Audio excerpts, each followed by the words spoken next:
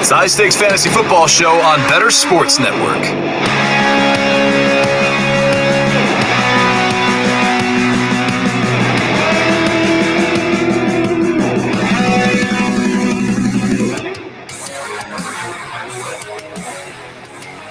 Where do we stand on Juju Smith-Schuster, DeAndre Hopkins, Saquon Barkley, and more? Plus, the FFPC Best Ball Tournament targets and fades you need to know in order to secure that $200,000 grand prize or perhaps the $1 million grand prize in the FFPC main event or the Fantasy Pros Championship. That is all coming up tonight on the High Stakes Fantasy Football Hour. I am Eric Balkman on the High Stakes Fantasy Football Show, beg your pardon. I am Eric Balkman from the High Stakes Fantasy Football Hour, the RotoViz High Stakes Lowdown, and of course the Fantasy Football Players Championship.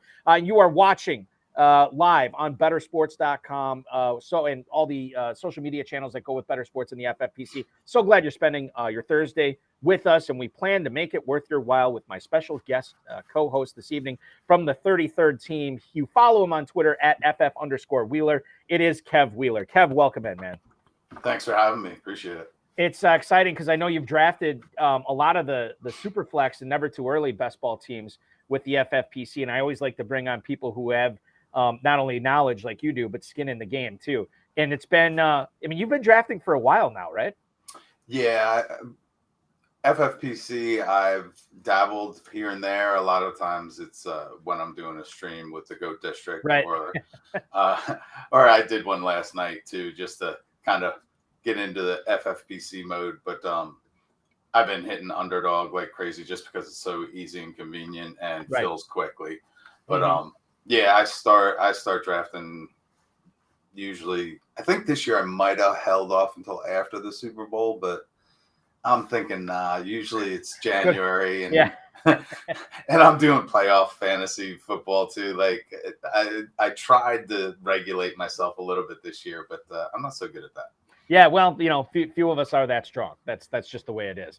As a reminder, ladies and gentlemen, you can win a $1 million grand prize in the inaugural Fantasy Pros Championship. Just $350 entry over at myffpc.com. As a reminder, this is an urgent reminder. Register by tonight. So you basically have 8 hours. Midnight Pacific time is the cutoff. If you register by tonight and draft by June 30th, you're going to get a free $35 FFPC league credit. If you do that up to 3 times, you'll get up to 3 credits as well. If you want to play fantasy football 365 days a year, you can do that with the Dynasty Leagues over at myffpc.com. They start at $100. They go all the way up to $5,000 for an entry fee. 1,300 plus Dynasty Leagues over the last near decade. None of them have ever folded. So go to myffpc.com if you want to make sure you're entering into a Dynasty League where you know the future of it. It's not going to fold. $100 million. Now that'd be a prize. A $1 million grand prize in the FFPC main event is up for grabs. A $200,000 grand prize in the FFPC Best Ball Tournament and a $50,000 grand prize in the Superflex Best Ball Tournament. Just $35 to enter that. You can enter all 3 of those over at myffpc.com. And if you want to play in several, closed 12-team leagues where you're not competing against thousands of other teams in a nationwide contest, you just want to beat up on 11 other people, we encourage that kind of behavior too. Just go to myffpc.com, slow drafts, live drafts, sit and go, best ball options, all at myffpc.com. Producer is Anthony Rivera tonight. Kev, let's get into it tonight. News, and I use news with quotation marks on this because I don't know how newsy this is, but Sean Payton, the new head coach of the Denver Broncos, was talking about Javonte Williams today, saying that he's optimistic about his recovery from that torn ACL last year. So this is good. I mean, it's not bad that he's saying this. Not a whole lot has been said as far as his time frame of when he expects to get back out on the field. And we also don't know his workload and how effective he's going to be once he does take the field. The Broncos have not really been in. I know a lot of people think they're in on the Dalvin Cook sweepstakes. It doesn't seem like they're close to signing him or maybe Leonard Fournette. They did go out and sign Samaje Perine. That was their big addition of the offseason.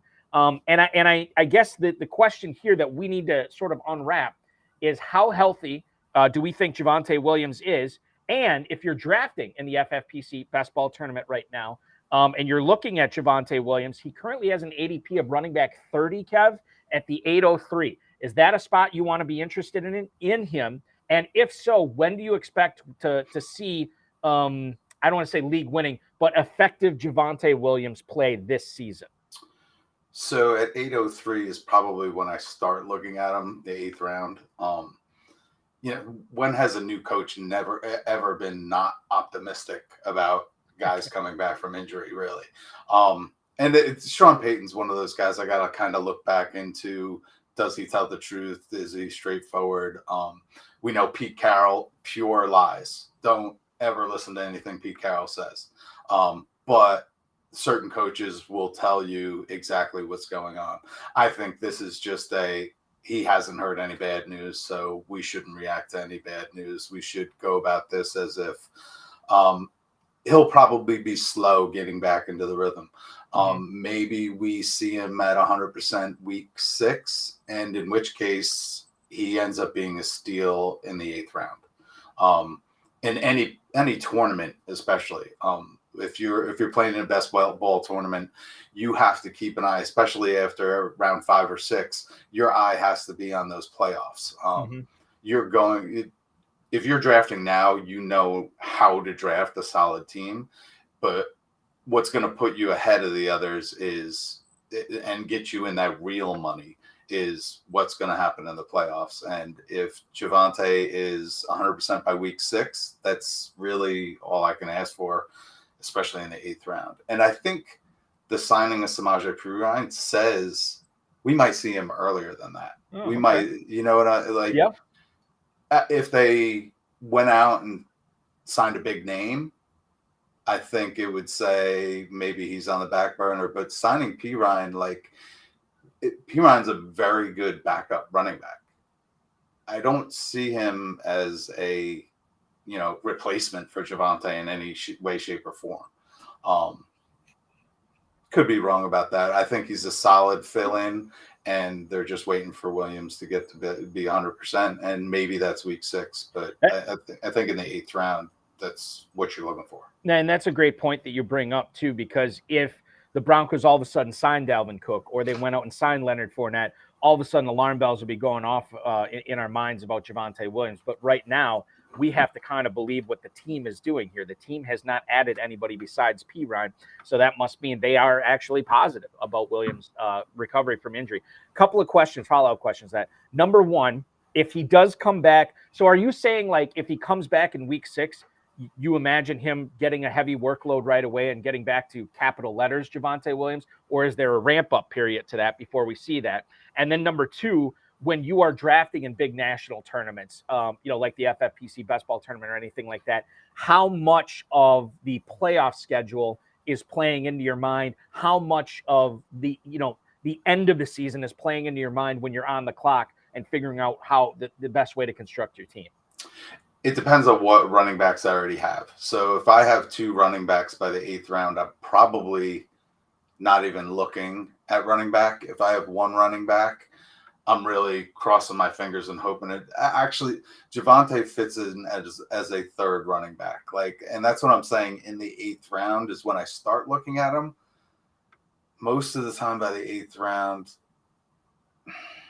I have a 2nd running back. I'm getting 4 wide receivers in that first 7 rounds, might sneak in a quarterback, might sneak in a tight end. As a 2nd running back, it depends on who else is on the board, right? If I can, or can I stack Javonte and Samaje? This is what I was talking about a couple months ago, actually, where I think they were both going a little bit later. What is Perine's going in the 9th, right? Right now in the FFPC Best Ball tournament, 906 as running back 32. So he is not that far behind Javonte Williams. So I'm not a huge fan of handcuffing, but this is one of those that kind of fits in that Todd Burrows coined the stack cuff, where you're going to more ham and egg it. Right? Especially in a best ball, if you have both of them combined, you have most likely a top 10 running back. Yeah. And I don't see there are probably going to be a few games in the middle there where they kind of take away each other's upside, but I would see it more as a yin and yang, where one performs and the other takes a back seat.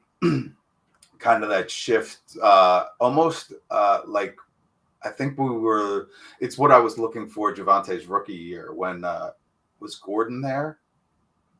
There was another. Yeah, it was Melvin Gordon. It was Melvin Gordon. There was, yeah. All right. So I said Gordon will run the first 8 weeks and Javante will take over the second 8 weeks. And it wasn't quite mirrored like that, but it's pretty close. So stack cuffing there may not be a bad idea. Depends on the rest of your roster construction. Do you expect Williams, like, let's say week 6, he makes his return. Is he getting 15 to 20 touches right away? Probably not. I would think it'd be malpractice to give him 15 to touches right off the bat. The pup now, you don't have to take the full 6 weeks, right?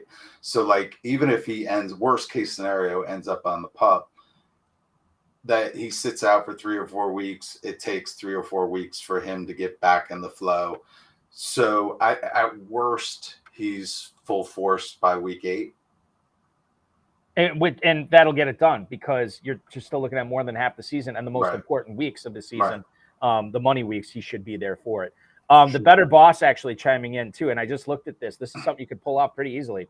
He just drafted Javante Williams and Breece Hall with Christian McCaffrey as his first-round pick. So massive risk there, obviously with injuries. But you're talking about McCaffrey being a first-rounder. I mean, Breece Hall right now in the FFPC Best Ball tournament, you're looking at him in, like, was it the 3rd or the 4th? I got to look that up again here. It's not or running back 11 at the mid 3rd, and then obviously we just talked about Javante Williams in the 8th. So you could easily do that. And honestly, if you're trying to win a national tournament, probably not the worst idea in the world to have a couple of teams like that, right, Kev?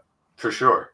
And then you could back end it with a couple running backs that'll fill in for the first couple weeks, or and Breece Hall's next, right? So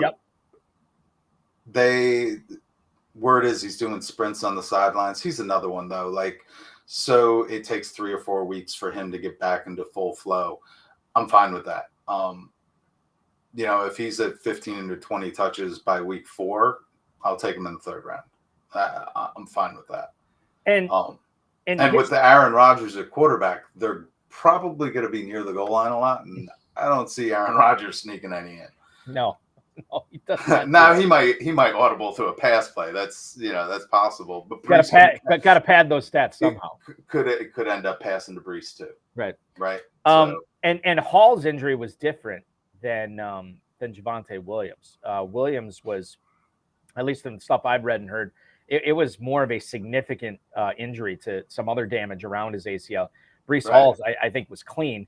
And I mean, the sprints, it's good. You'd rather have him be sprinting rather than not. But with ACLs, my big thing is, like, how shifty is he? How is he side to side? Like Booby Miles in Friday Night Lights, right? Guy could run up and down the sideline, but once he tried to cut on that injured ACL, it was lights out. That's a reference. Yeah, there you go. Yeah, Breece Hall right now, and I've talked to plenty of high stakes players. I'm sure you have too, Kev. Had Hall not torn his ACL last year, he might have been the 101 in drafts this year. That's how good he was looking last year. And obviously with the addition of Aaron Rodgers. At the 305, running back 11 behind Derrick Henry and Ramondre Stevenson, right ahead of Jahmyr Gibbs and Najee Harris. Your thoughts on him as a mid-3rd round pick? How have you been attacking him? Have you been getting him at that spot so far this year? Yeah, if I start out with 2 wide receivers, Breece Hall is right at the top of the queue coming into the 3rd. If I knew he'd be healthy for week 1, I was still a little. Well, he'd be going higher than the mid-3rd. Right. He may go 101. Well, RB1 at least. Yeah. But I don't think we know that, even if he's healthy in spring and the summer. Mm-hmm. I still like if I'm running a team, if I'm the coach, I'm bringing him back slow. Like he's on a pitch count. Like, I want him for the end of the season because I got Aaron Rodgers for the playoffs, right? Like, so even if he's fully healthy, I would work him in slow. But that is actually what you want. Like, he's still going to get the high value touches. So yeah, if we know he's healthy, he's a 1st rounder. So, like, if he's sitting there in the 3rd, especially when I get 2 wide receivers to start, I'll take Hall all day. Yeah, it almost makes you think that the uncertainty with Breece Hall has made him unfairly fall too far, right? Like, Right. because of, we're talking about the team here in June. They're still hoping that he's ready for week 1. This is not, oh, we'll see what happens. Oh, we're taking it day by day. Oh, we're liking how he's coming along. No, they still think by week 1. And the fact that we have that timeline, I think, maybe bumps him up, especially as the drafting season gets deeper and deeper here in July and August. Maybe we start seeing him go up the boards as well. To continue our running back conversation here, Ben Standig, who covers the Washington Commanders for The Athletic, had a report about Antonio Gibson today, I believe this morning. Ron Rivera called Antonio Gibson, quote, a matchup nightmare for the opponent. Now, it seems like Eric Bieniemy is really wanting to utilize Antonio Gibson's Liam Neeson-like special set of skills here out of the backfield, which is what we're always looking for as high-stakes players. We always want to make sure that we're getting these pass-catching running backs. J.D. McKissick has always been there for the course of Gibson's career. He's not there anymore, or at least he's not there right now. He's a free agent. So it could be Gibson's backfield as far as the pass-catching goes. And I got to believe if he's showing off in space, he's probably going to take some of the touches away on first and second down from Brian Robinson. And I look at where he's going right now. I mean, this is a player that I feel like when he was being compared to Christian McCaffrey a couple of years ago, then we saw the hype really get out of control. But now he's fallen to running back 37. You can get him at that 9-10 turn. He is going behind guys like Robinson, A.J. Dillon, P. Ryan, Zach Charbonnet. You can get him at the 9-12. Is this coach speak, Kev, or should we be taking this closer to gospel that Rivera's calling him a potential matchup nightmare, that we should be bumping him up and he shouldn't be a late 9th round pick anymore? So earlier in the drafting season, he was actually going 11th, 12th round, like way behind Brian Robinson. Mm-hmm. They have kind of merged, and on certain platforms, Gibson has started to go ahead of Brian Robinson. All along, the fantasy community has been saying he's a matchup nightmare. This is, I don't think this is necessarily coach speak. I think he just finally woke up, and Bieniemy was like, "What are you doing? You're not using Christian McCaffrey. Like, he's not. Let's not call him Christian McCaffrey. Although he's got that skill set, he's got the size, he's got the speed. Like, it's in his range of outcomes. It's in the highest of his range of outcomes, but it is in the range of outcomes. And actually, I think he benefits from Brian Robinson eating up those just grinded out kind of plays. They can save Gibson for, I think they should use him more than just third downs, right? Mm-hmm. But if they're keeping him fresh, so be it. And I think Rivera was actually high on him last year. It's just that he fumbled like crazy, and that got him benched. And Rivera's old school, so like it's one thing he has to clean up. And I think Bieniemy's going to work with him on that, and I think getting him in space should help that. But I think it's more the way he carries the ball too. Like, Rivera will, he's a hothead. He's an old school coach. He's a guy that's going to bench you for fumbling. It's the Tom Coughlin type, right? But at least Tom Coughlin could teach Tiki Barber to hold it the right way. If they can teach Gibson how to hold the ball the right way, the sky's the limit. The Commanders' backfield, I think, is something that if you get it right this year, whether targeting it and having it work out or fading it and then having it be a disaster, that's going to be key to winning fantasy leagues. We always talk about these pockets of fantasy goodness, right? There's obvious pockets of fantasy goodness among the Minnesota wide receivers, Cincinnati wide receivers, San Francisco 49ers running backs, right? And then there's sort of the unknowns. Like, we don't know what to expect from it. And I think one of those unknowns is in Houston this year at wide receiver. You're looking at Robert Woods, who didn't look all that great last year. Nico Collins, who I feel like we've been talking up the last couple of years as a potential breakout. And Tank Dell, basically. Those are the three major guys for competition for one John Mechie, an Alabama receiver that was a second-round pick last year. He had a hamstring injury that he suffered early on in the offseason, and DeMeco Ryans, the new Texans head coach, says that he's on target for training camp. Mechie obviously dealt with it was leukemia, right? if I remember correctly. Yeah. And that knocked him out for the whole season. But his talent is good. I mean, he's not the biggest guy in the world, 5'11", 190 roughly. But the fact that this offense is so wide open, and you know, people say all the time, well, Balky, yeah, it's so wide open, but the team sucks. Like, it's who's gonna be leading this team down the field? Rookie CJ Stroud. Who's he gonna be throwing to? Well, yes, that's true.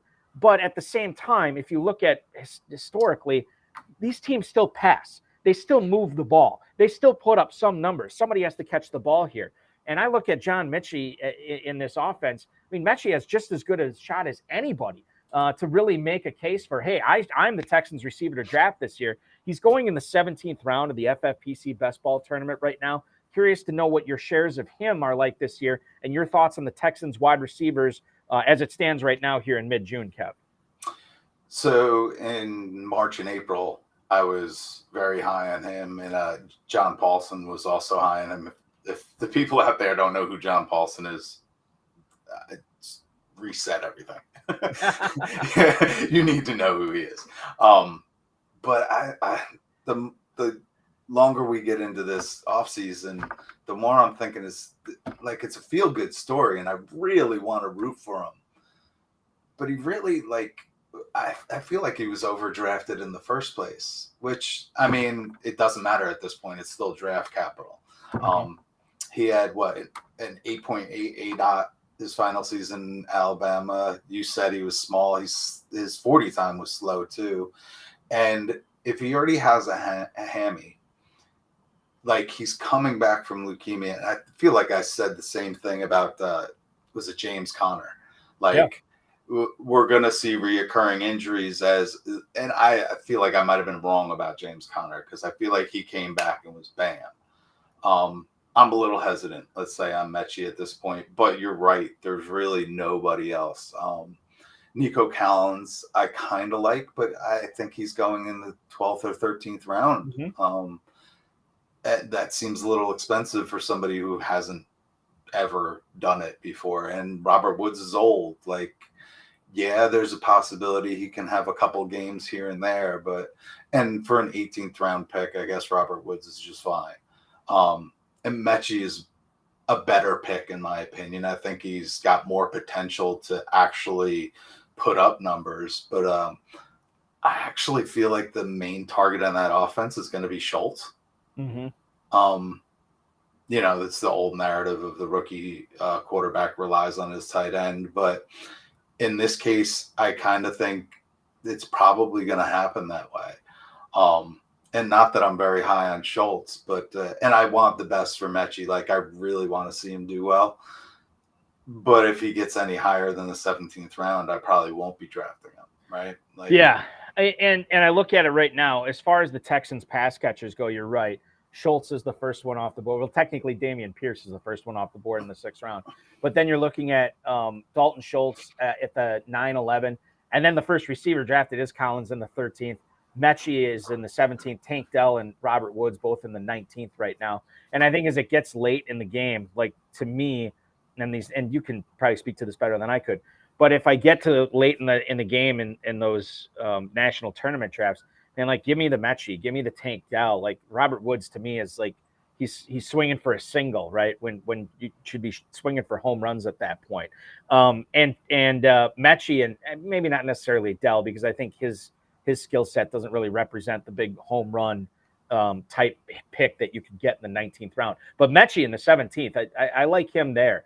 And then Collins in the 13th, I think you're right. I think he's a little bit expensive. But Mechie right now is in that sweet spot. He gets any higher, we'll have to rethink it. You are right outside of Baltimore, correct? Yes, I am. And you are not a Ravens fanatic, as it were, right? Not at all. So this is good, because we have somebody who's in the area, and I know you're not super connected to the team or anything, but you'll at least be able to talk from an unbiased standpoint, right? So, which is rare in Baltimore, believe me. Yeah, I believe it. Yeah. So Zay Flowers gets signed.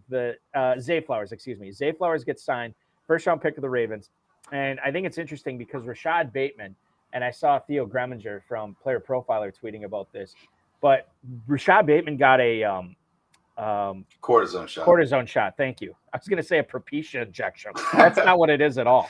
That's something completely different. Yeah, cortisone shot. So you have Bateman, who, like, I don't know, he called out the GM this offseason. He was hurt last year. He has not yet lived up to his first round pedigree. And then we see Zay Flowers, and I don't know what your thoughts on Zay Flowers are, but I hear a lot of smart people talking him up, even as a rookie, that this guy could be a real difference maker. Your thoughts on Flowers versus Bateman in drafts this year? I am starting to come around more and more on Flowers. I've been high on Bateman. I think Bateman's going to skyrocket. It was Lamar was talking up Bateman about a month ago. I listen to quarterbacks. I don't listen to coaches for the most part. So I've been drafting a lot of Bateman. Zay Flowers, like when he was cheap, I was drafting him more.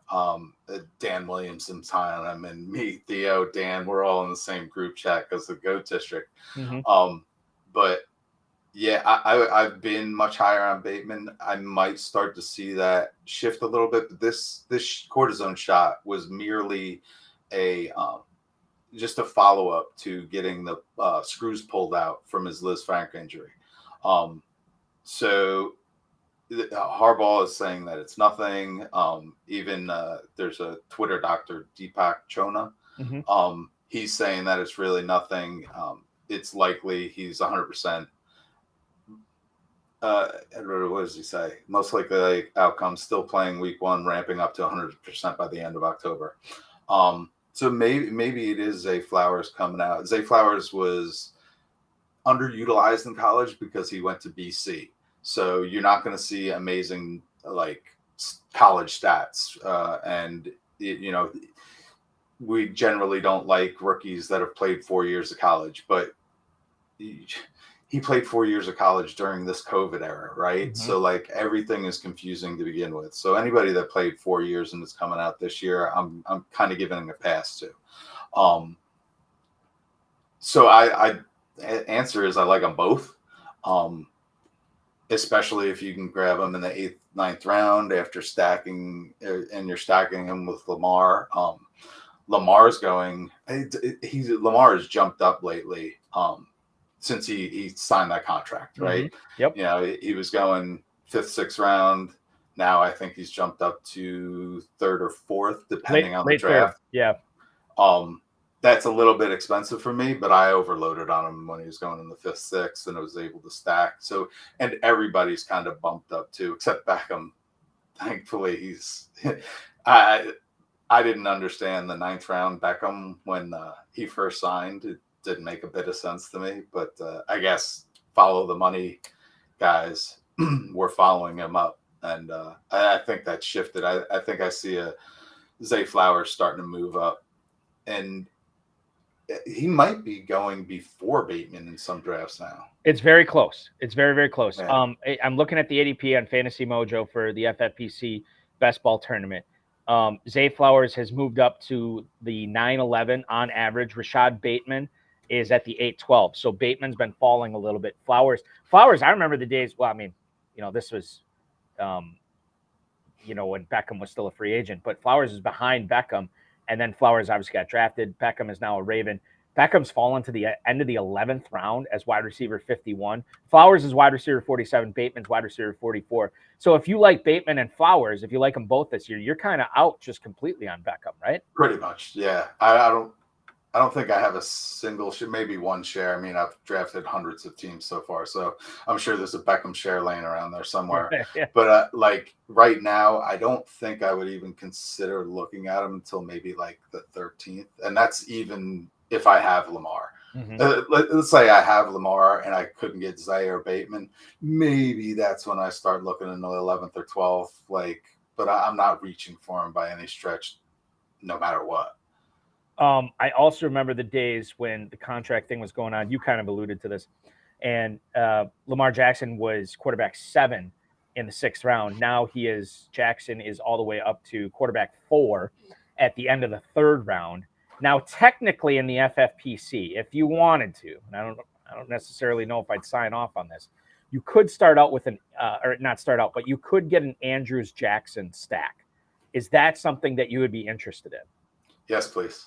Okay. So You would basically have to You would have to take Andrews, like probably the middle of the second round. And then when it came back to you in the third round, middle of third, you'd have to take Lamar Jackson. And you already think he's too pricey at the 311. Yeah, I mean, they in how many? FFPC, Okay. So let me frame it this way. Let me frame it this way, Kev. So we've been talking about a lot of Ravens pass catchers here. When's the last time we've talked about Ravens pass? Like it hasn't happened. Right. Now all of a sudden, there's Bateman, there's Andrews, there's Flowers, there's Beckham, there's Dobbins, for God's sake, on this team. There's and a new offensive coordinator. And Todd Monken. Yeah, we cannot underestimate that, because you basically went from like a Linehan type guy and Greg Roman to Kellen Moore guy and pass in Todd Monken. So you went from the Roman Empire to the Renaissance. Yes, we are full of analogies tonight. And I'm a history teacher. So there you go. Then that makes sense. All right. So now Lamar Jackson, you say the third round is getting a little too pricey, but I mean, I'm looking at it like, my God, this guy could be the league MVP again this year. He could be, and as he should be in that group with those other three quarterbacks that are going in the third round. I think maybe my issue would be Mark Andrews. Like, Mark Andrews would have to fall, but then coming back in the third, you'd have to reach a little bit on Lamar. So like the prices are getting a little bit wonky. Like, if I can do it, if it falls in my lap, yeah, I'm all over it. But I don't see it happening, and I don't think I have a single one on any platform. Just because Mark Andrews is just going just a little bit. He's a little bit pricey for me. Like there's plenty of wide receivers and running backs that I'm taking over him. And it's probably a flaw in my game a little bit. And I think if I go into FFPC, I might be going for that Mark Andrews a little bit more often. But I think where I don't get that stack is because I'm just a little bit lower on Andrews. Not as far as position, I have Andrews as a tight end too, but I just have enough running backs and wide receivers that I haven't been getting Andrews. Right. I get it. And then that makes perfect sense. We know where you stand on Jackson and Andrews. And we're also going to find out where you stand on players like Elijah Moore, Dalvin Cook. Right now, we're drafting blind with him, right? Because we don't know where he's going. Jahmyr Gibbs. That is all coming up. He is Kev Wheeler from the 33rd team, at Wheeler_FF. I am Eric Balkman from the FFPC. We're going to step out just for a little bit. When we come back, where does Kev Wheeler stand on those players, the players I mentioned, and much more? This is the High Stakes Fantasy Football Show, only on the Better Sports Network. The High Stakes Fantasy Football Show with Eric Balkman. So let's get into some best ball philosophy here. Yeah. In your experience, going back many, many, many years, drafting in national tournaments, Bradley, have you historically been shying away from the running back position in favor of wide receivers? In favor of, if you're drafting in the FFPC tight end premium format, in favor of tight ends as well? Is that the smart play when you're drafting this early in the drafting season? Yeah, so taking value is going to be huge, and looking at like running backs and wide receivers, like you want to take a look at how the structure is. So you mentioned earlier the FFPC has a couple different types, like they've got super flex and one quarterback, and so that's going to change your strategy a little bit if you have only two wide receivers or if you're drafting three wide receivers. And of course, the PPR is a different aspect compared to other formats or other tournaments. And so keeping in mind the pass catching upside of some of the running backs may be more valuable in those formats. So the Austin Ecklers, the Christian McCaffreys may be more value because they get more receptions, and so like I loved taking late shots a couple years ago on like the JD McKissicks of the world, who would get 50 receptions really cheaply. So that's something to consider. But when it comes to like overall value, like you're drafting, you're in the middle of a draft, and you just notice that, I don't know, maybe it's Chris Godwin has fallen 14 spots, but Chris Godwin was not in your plans to be drafting. Like maybe you don't have a strong player take on Chris Godwin, or we're not like, my take is that I don't think the Bucs are going to be particularly good this year. But for him to be dropping, let's say 14 spots is more than a full round. And based on the data that we've seen, if you get to draft a player more than 12 spots ahead or behind ADP, so they drop 12 or more spots, you have an 84% edge over the rest of the tournament players who are drafting this player, because typically this player isn't going to drop. The average draft position is a really strong indicator of where a player is going to go. And I think that is also on the flip side. If you are reaching too much, you're giving up value in your drafts. And so when it comes to value-based drafting, you need to consider, just because this guy is in my plans or I don't have a strong player take on him, maybe that's your opportunity to sprinkle in some shares of this player at a good price.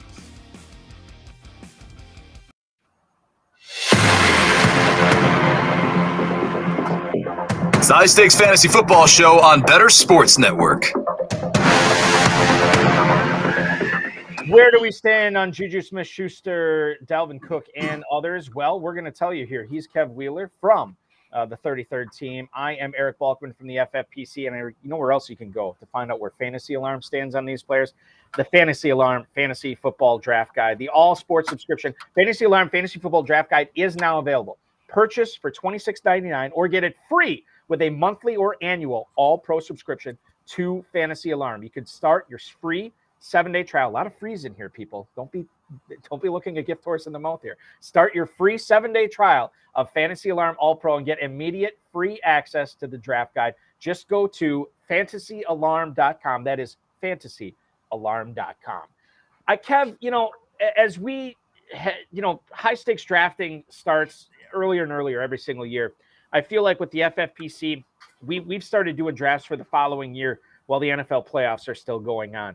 And even though we have now moved, my goodness, we're 5 months past that, it's still early in the going for a lot of people out there. And we are drafting blind for a lot of these players, some of the players on this list, right? Can you kind of take me through your mind, sort of as a philosophical thing? How does your draft strategy change when you're building up these best ball teams in March and April and May and June? How do you have to sort of change your strategy and go a little bit different of a direction than you would be if this was late August or early September? A lot of it is the rookies go later. So your late round dart throws are very rookie centric. I also found myself drafting a lot more running backs super early, basically because it felt like we only knew a limited amount about who was an actual starting running back. It felt like receivers were plentiful, and you could get quality receivers going in the double-digit rounds. That doesn't exist anymore. Mm-hmm. Every single draft I do, I have 5 receivers by the 9th round. By the end of the 9th round, I have 5 receivers. And I can push running backs depending on the platform. FFPC running backs tend to go a little bit earlier because you only have the 2 starting wide receivers and then the 2 flex. Mm-hmm. So you have to platform adjust. But for the most part, I was able to hold off a little bit on receivers. And the rookie running backs I could get late. So I was kind of stacking a couple I knew starter running backs in the beginning, maybe getting one of those 0 RB types in that 8th round, 7th, 8th round, maybe 9th round, depending. And then grabbing a couple rookies late, maybe mixing in a veteran that hasn't signed yet. And you can still get Fournette and Hunt really late. I've been scooping up that Fournette really late. And I would appreciate it if more people would start picking him up so I could, lower my exposure. Diversify a little bit. But really, as the second he signs, it doesn't matter who he signs with, he's going to be bumped up to at least the 12th round. Even if he's on a split backfield, which is the most likely thing, he's worth a 12th round pick. And that's what's so challenging and so much fun, right? Especially when it pays off. when he does sign, and then you get to enjoy the fantasy contributions he gives your team. But you have to sort of like take a stand on players like that if you are drafting now, which, hundreds of people are. And I look at a list of players here that I put together, and as far as where you stand on them, Juju Smith-Schuster is an interesting one because DeAndre Hopkins, who we're going to get to in a second, is currently on a 2-day visit to New England. And Mike Giardi from the NFL Network reported yesterday that Juju Smith-Schuster is still having to deal with this knee injury that he had last year. Giardi also said that the second half of the 2022 season, the Chiefs had to manage that knee. And the fact that now here we are in June and he's still dealing with it, this is not great. And this is a guy who has been banged up over the course of his career in the NFL as well. Now, you look at Smith-Schuster, we know the possibility of Hopkins signing there. We also have the possibility of Hopkins not signing there, right? And if Smith-Schuster goes into the season as the number one target for New England, certainly that's great if you get him at wide receiver 50 at the 10:06. But if Hopkins signs there and you already picked him in the 10th round, that's not going to be great for him. How do you handle a guy like Juju Smith-Schuster in drafts right now? I think I was not fully aware of that knee still bothering him. That definitely adds in news. I've been fading Juju. He's priced right, but I guess at the time I'm not looking for receiver anymore. Maybe I think where he goes in the 10th, maybe. I'm looking at a quarterback there, or maybe looking to fill in my running backs. I've kind of just been passing him. I wouldn't necessarily say fading him, but I don't see the upside. Maybe that's what it is. I don't see the upside for Juju, but I guess I am contrarian in thinking that the signing of DeAndre Hopkins helps Juju. Really? Okay. Yeah. Think about it. When Juju is a primary, he hasn't performed. When he's a secondary to Antonio Brown, he had massive years. Mm-hmm. So, does Hopkins take away the coverage that would be shifting over to Juju? And to me, Hopkins and Juju play basically different positions. Hopkins is a clear X, and Juju is a clear slot. Sure, Hopkins can shift into the slot and move all over the place, but maybe if they get Hopkins, they end up cutting Juju. But if they're on the field at the same time, I actually think it helps Juju. I'm actually more optimistic about Juju's upside with a guy like Hopkins on the outside trying coverage. And then we have to be fans of Mac Jones, right? Oh, go ahead. I kind of am. All right. Okay. Yeah. If when you're in these best ball drafts, you could literally Tyquan Thornton, Mac Jones, Pierre Strong, Hunter Henry in your last 4 rounds. Mm-hmm. You've got a New England stack who's playing against the Bills in week 17. And I understand week 17 correlation has some, detractors, but if you want to win the big money, being stacked in week 17 is going to benefit you. So if you drafted Josh Allen, go ahead and stack him with the Patriots in the last 4 rounds, and you could be in the money come week 17. But yeah, and they have Bill O'Brien, who isn't the best offensive coordinator, but he's certainly better than Matt Patricia. Yes. And he has experience, obviously, in Alabama with Mac Jones too, right? Oh yeah. Yes, that's right. Mm-hmm. That's totally right. So you like Mac Jones, and you didn't even realize. So now I like him. See, I like him at his price. I like him at his price. Well, here's Kev. This is what's so great tonight. You weren't aware about the knee injury to Smith-Schuster, but you were already fading him. So this is going to make him even more of a fade for you. And then the Bill O'Brien, Mac Jones angle. Now this just makes you like him even more. So basically, I'm just your own personal echo chamber tonight, man. Hey, I appreciate that. and that's the reason why I come on these shows too. Just bouncing opinions off other people is great. I tend to listen to the same podcasts over and over because I just like the delivery. Mm-hmm. But being able to really bounce ideas off of others or get different perspectives is where this is all about. And new news, like sorry. I will say this, Kev. One of the things that I struggled with, this is when I was a young, pig-headed, I know everything fantasy football guy. One of the things I struggle, and I've done the high stakes fantasy football hour for, this is like year 12 or whatever. So I've had hundreds of high stakes players come on, and some of them will have opinions that I will think, how is this person winning all this money? This is crazy to me that they're winning with this strategy. And then if I have a down year, or if I'm like, man, why didn't this team work out? I have to look at it and say, you know what? I can't say certain things are crazy anymore. I can't say that this is just not viable, because I have proof positive every week that these people are doing this. And I really opened up my mind. This is probably like, I don't know, 8-9 years ago or so. I just kind of was like, I need to open my mind up more to certain things.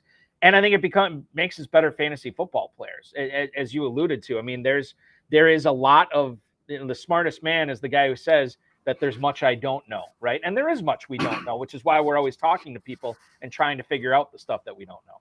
Yeah, we don't know more than we do know. Excuse me. Thanks for vamping there. Yeah, no problem. Appreciate that. Absolutely.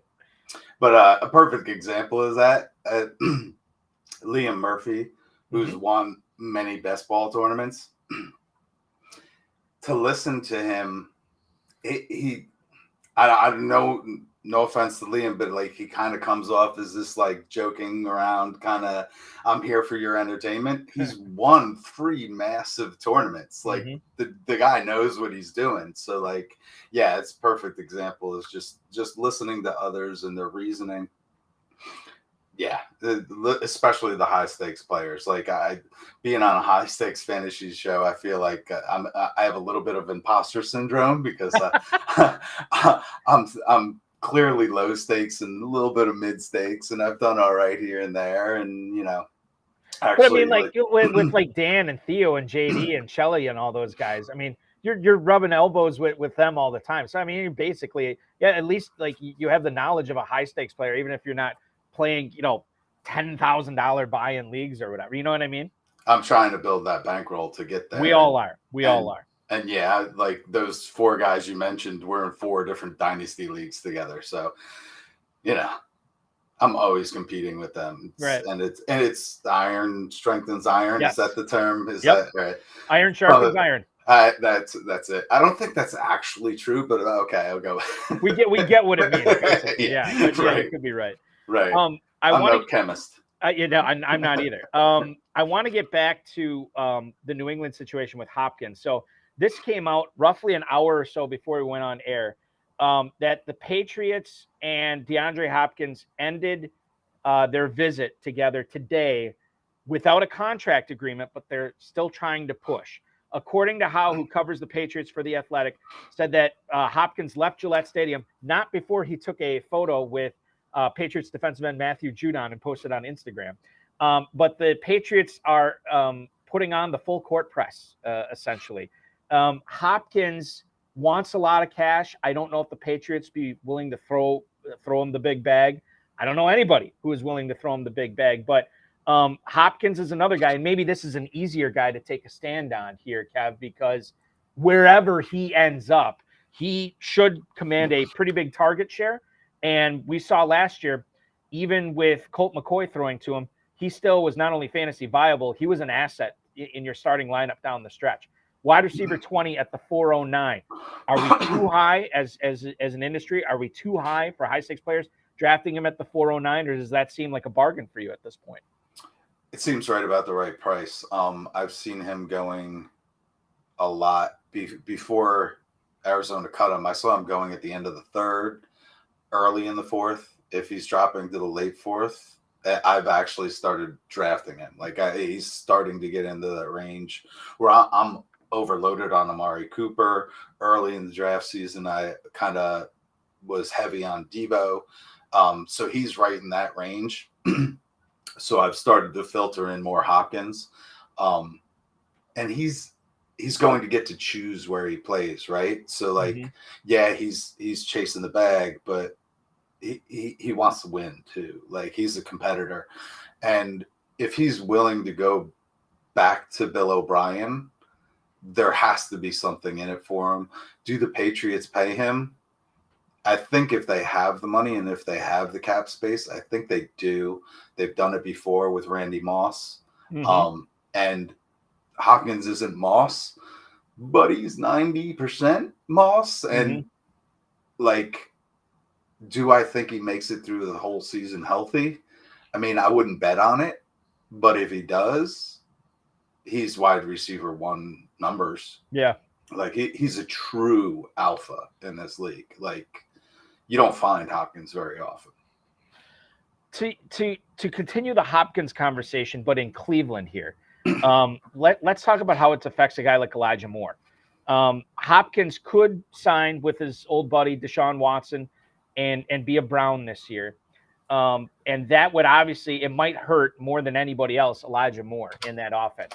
Zach Jackson covers the Cleveland Browns for The Athletic, and he said that Moore is an easy pick as an early breakout candidate based on the Browns spring work. Well, what did he do in spring? He was the most targeted player through the 5 open spring practices, caught just about everything thrown his way. This is all good, warm and fuzzy stuff we're hearing from a Browns beat writer about Elijah Moore. But the fact that Hopkins could still go there looms. And, oh, by the way, they still have Amari Cooper. They still have Donovan Peoples-Jones, and they still have David Njoku on that team as well. Now, as we look at the FFPC ADP for the best ball tournament, wide receiver 46 at the 9-11. This is a guy, if Hopkins signs there, he could fall. I don't see him going much higher than the 9-11. What are your shares looking like for Elijah Moore this year, Kev? I am way overloaded on Elijah Moore. I do not want Hopkins to go to Cleveland. I'm overloaded on all the Cleveland players. I'm very optimistic about their season. And Elijah Moore is like, as soon as he got traded there, I was like, cool, give me. Right. And yeah, they're using him the way he should be used. The Jets never did. I was high on Elijah Moore last year, but like, it was one of those, like the Brandon Ayuk thing where he just didn't get along with his coach, and Elijah Moore never came around, and his coach never came around to put him in. Brandon Ayuk, you know, Shanahan came around and they saw a meeting spot, and I'm high on Ayuk again. But Elijah Moore just never got there with his coach, and getting out of town was the best thing for him. You know, I'm old enough to remember when the year 3 breakout was a thing, and I see that in Elijah Moore's future. Elijah Moore is a guy that has left New York for Cleveland. A guy who may or may not be leaving New York for, I don't know about Cleveland, but maybe another place, is Saquon Barkley. Now, Kev, I don't know about you. I think I know where you stand on this. I don't like to get into the holdout type stuff, especially in June, because I think a lot of times we just gas bag into the microphone. We waste a lot of breath. And then these guys report, and then all of a sudden everything's hunky-dory, coup de la, and we're all good. Britt Flynn, our very own Britt Flynn for Fantasy Alarm, has a fantastic piece she just published a couple of days ago, fantasyalarm.com, of what it would be like if Saquon Barkley decided to hold out. She examines the Eric Gray angle. She examines the Matt Breida angle. And then if Barkley does indeed come back, what do you do with Breida? What do you do with Gray? So check that out at fantasyalarm.com. I'll reference it again here. But the reason we're talking about this is because earlier in the week, New York Daily News published quotes from Saquon Barkley about sitting out the entire season. Barkley said, quote, "That's a card I could play." Now, I have seen reports since then that Barkley and the Giants are talking. He says he wants a long-term deal rather than the $10+ million he would be receiving on the franchise tag this season. For reference, 1,600 plus total yards from scrimmage last year, got in the end zone 10 times, with the offense basically running through him for large chunks of the season. Now, Ralph Vacchiano, who covers the Giants for Fox Sports, says doesn't sound like a long-term deal is particularly close, but they're talking. He's going at the 201 right now. For me, I'm not scared of that. If I'm scared of the 201 price, it's not because of the potential holdout yet. Right now, I look at what this dude did last year. I understand he's going for another contract here. And that's when I get a little bit skittish about drafting a running back that high what have you been doing with Saquon Barkley this year? I'm not a full fade, but a light fade on him. I do not like holdouts. I do not see them coming to an agreement anytime soon. I think this holdout extends up until the season. That you can't hold out anymore. You have to at least play 8 games. So after 8 games, does he pull a hammy? You know, like I don't like this, especially with running backs. Dan Williamson is big on, I won't touch an injured player. I won't touch a holdout. And I'm not fully on board with that all the time, but this is one of those cases where I think Barkley knows that running backs have a short career. He needs to get paid. I forget where I heard it and the exact wording of it, but I feel like he's taking on the responsibility for all running backs, that running backs need to get paid more. The salary, the franchise tag is not fair to running backs. And I feel like he's taking, like back when Le'Veon Bell held out, he was doing it to get that bag, but he was also doing it for the good of the position. I feel Barkley feels that responsibility to the rest of his peers. So I think he holds out until August at least. And I don't see him practicing in full for most of the summer. And I just don't like that. When you don't come in fully prepared as a running back, your risk of injury skyrockets. So in the second round, he would have to fall to the late second round for me to consider him. I'm not touching him in the early second round. I just like other guys better on top of it. You know, the only other running back that's currently going next to him or close to him is Jonathan Taylor. He's basically one pick later. But then if you still wanted to wait on a running back in the second round, you get Nick Chubb, Tony Pollard, or Josh Jacobs. Those are the other second round running backs, along with Derrick Henry, who we'll get into later on in the show. But Josh Jacobs is another guy that said he's sort of like bearing the cross, for lack of a better term, for running backs as he's looking for a long-term deal as well, especially after what he did last year.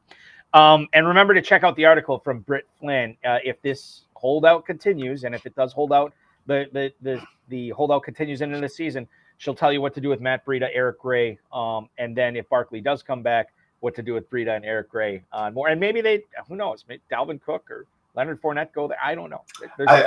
There's a non-zero chance of anything, Kev. Yeah,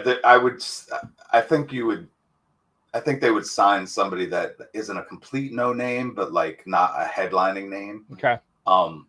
Just because, you know, they'll want a body in there right to begin with. All right, so Brandon Jacobs back to New York. We get it. That's a big body. Big body, little name, right? As it comes down to it.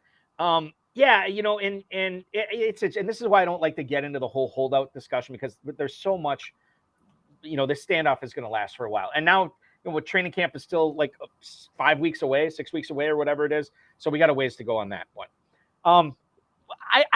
I'm struggling to remember a running back like Jahmyr Gibbs, where he is. I mean, there's been so much positive, exciting stuff written about him from beat writers and obviously the coaches in the front office love him there. Colton Pouncey, the Athletic Lions reporter, said it's been a point of emphasis to move Jahmyr Gibbs all over the place during practices. He's in the backfield, then he's in the slot, then he's split out wide, or he'd be split out wide and then he'd come back to running back. Gibbs says he's been working on his route running a lot. And DeAndre Swift is no longer there. Swift, as a reminder, got 70 targets last year in that Detroit offense with Jamal Williams, and Swift was usually not healthy either. So the fact that Gibbs was drafted so high, he's got all this great draft capital. The Lions seem to love him. He's already running with the ones in Detroit. I mean, it's been a while since we have seen a running back that in the pre-draft process, Kev, I don't think anybody was super gaga over this guy. But that all changed when the Lions went and took him at the 12. And now Gibbs is the running back 12. in FFPC Best Ball Tournament ADP right now, 309. He has moved ahead of Najee Harris, Travis Etienne, Kenneth Walker, Aaron Jones, Joe Mixon, and J.K. Dobbins. He is going at the 309 right now. Is that too high for Jahmyr Gibbs, or is the potential of the league-winning upside there too hard to resist? So I think one of his biggest proponents is Sean Siegel from Rotoviz, and I would give him at least 50% of the credit for pushing Gibbs up. I disagree with him, though. I just to say you disagree with Sean is like, it kind of makes my story Swiss cheese. But like, I'll give him, Gibbs is 200 pounds. He weighed in at 199. He's 200. Let's put him over that threshold. But that's still 12 pounds less than Swift. Yeah. And like, okay, so these coaches like Gibbs, they're going to use Gibbs the way they should have used Swift. Maybe he's tougher than Swift. Go ahead. But at 12 pounds less, I don't care how tough you are. You're not going to be a between the tackles guy. And Montgomery is better than Jamal Williams, is he not? I don't know. I go back and forth on that. Bear in mind that I do root for the Packers and I love Jamal Williams here, so maybe I'm not the greatest guy to be asking. I mean, Jamal Williams was taken a round ahead of Aaron Jones, right? So like one round ahead, yep. Right. So there's reason to believe Jamal Williams has talent. Mm-hmm. And I've never been high on David Montgomery. I've always faded David Montgomery, and it's been a detriment to me, right? But now he's going in the 8th round, 9th round, 8th round, 7th, 8th round. Yeah, 706 right now. I would rather take Montgomery at 706 than Gibbs at 309 or even 409. If Gibbs fell to the 5th round, yeah, give me. I'm going to start getting them.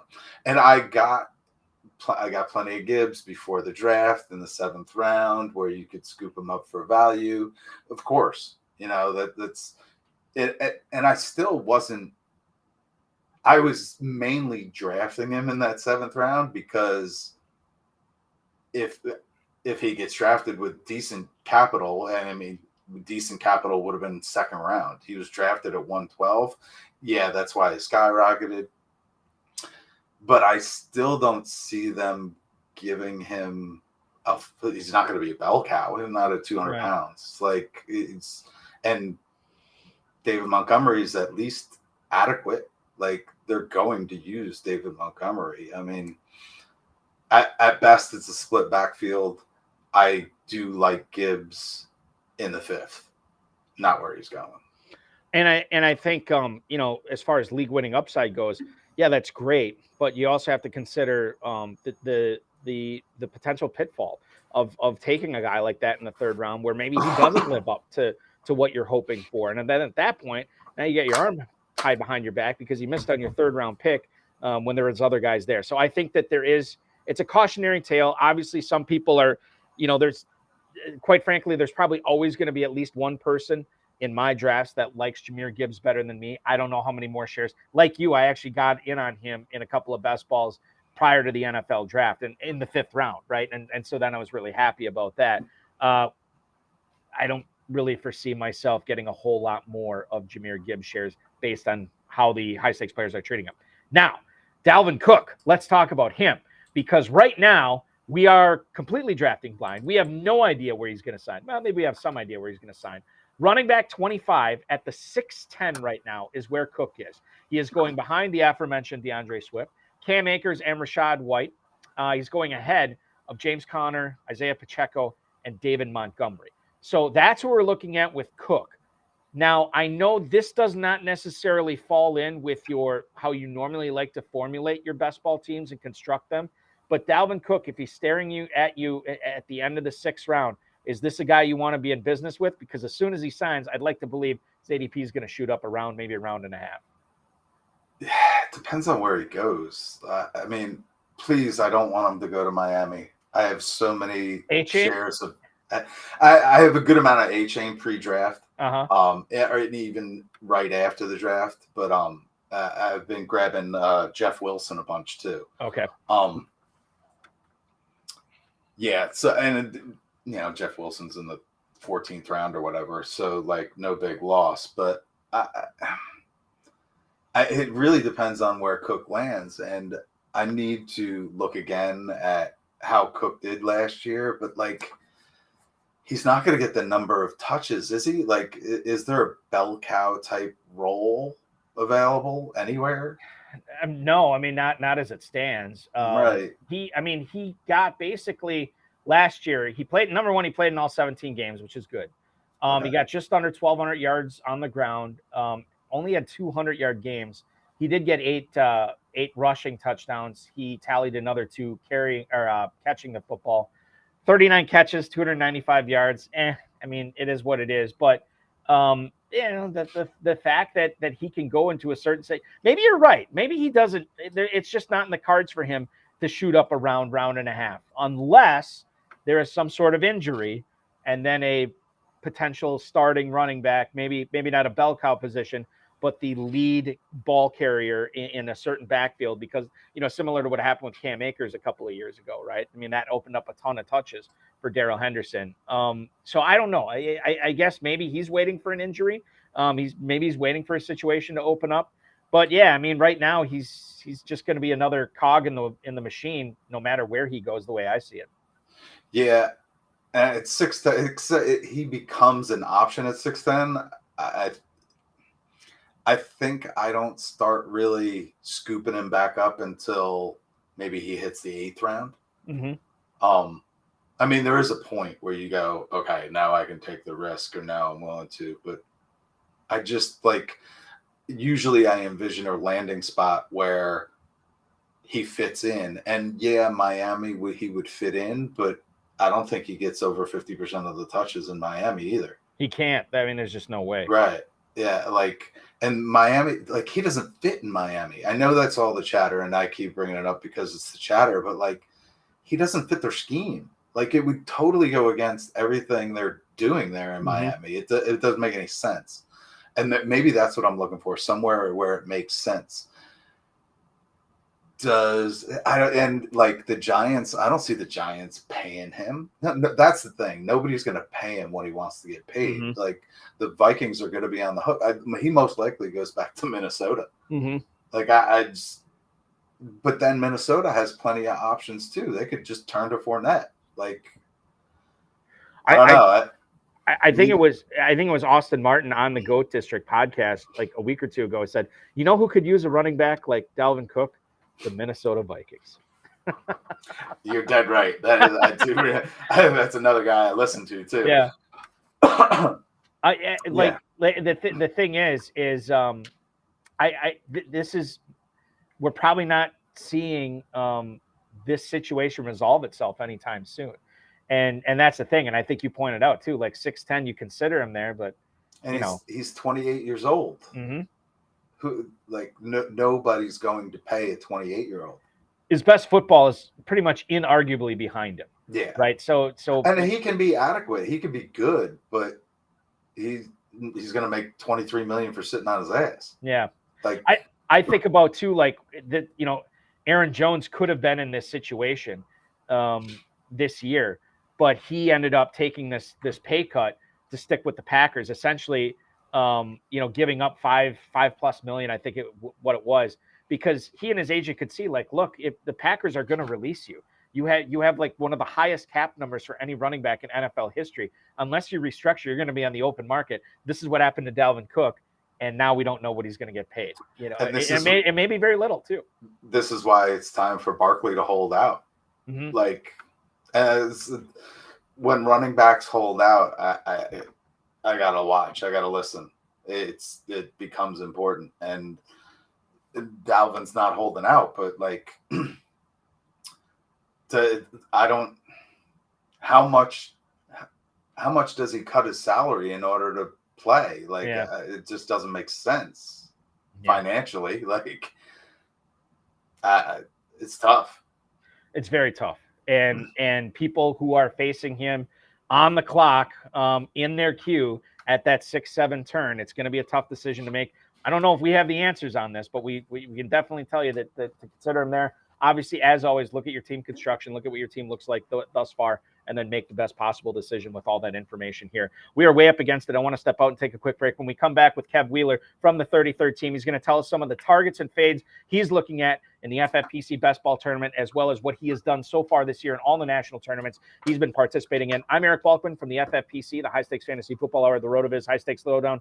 We will roll on with much more fantasy goodness right here on the Better Sports Network after this.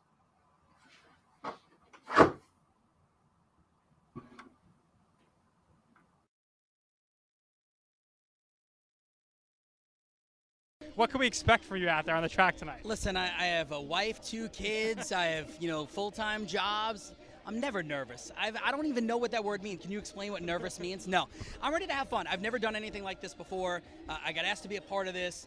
This is fascinating. Like, it's so cool to just look around and see what goes on here. So I'm just excited to get out on the horse. And you want trash talk? Is that what you're asking me for? No trash talk. I hope everyone does well. All right. Everyone's going to do well, but it has to be a winner. So give me your trifecta. Who's going to come in first, second, and third? Your heat. I will go Maria 1, me 2, Willie 3, Moose goes 4th. Well, it's very simple. I won this event last year.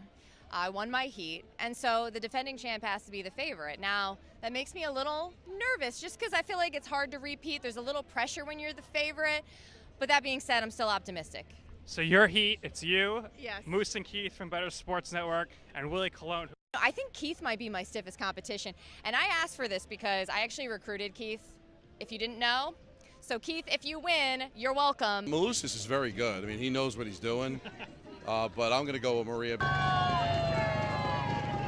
Keith is waving to the crowd. He must pay attention because they're off. It's Mark Malusis going for the lead. Maria Marino on the outside, and now Keith Irizarry on the outside with speed, and they're 3 wide into the first turn. Woo! Mark Malusis is locked in for his life. 138 and 2. They're into the stretch. Sportscasters Derby 2. And still in front, Keith Irizarry. And now Mark Malusis is trying to squeeze on through. Come on! Come on! Let's go! Come on, kick it! Yeah! Keith Irizarry. Keith, you did it all the way, wire to wire, over Mark Malusis. Awesome! That was so cool! The champ is here!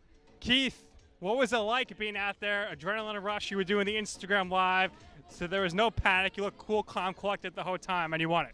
I felt really comfortable. I did. Like, I know you were joking with me before. Are you nervous? Are you whatever? What are you?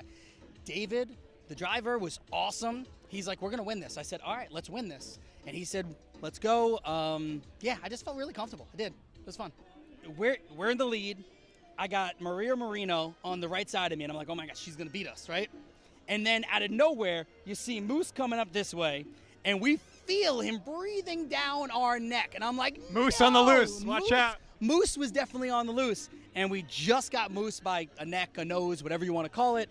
Yeah, but again, all of this for a great cause, and it was absolutely awesome to do this. It was cool. All right, Keith, congratulations, and no matter what, you could always hold this over Moose's head. Yeah!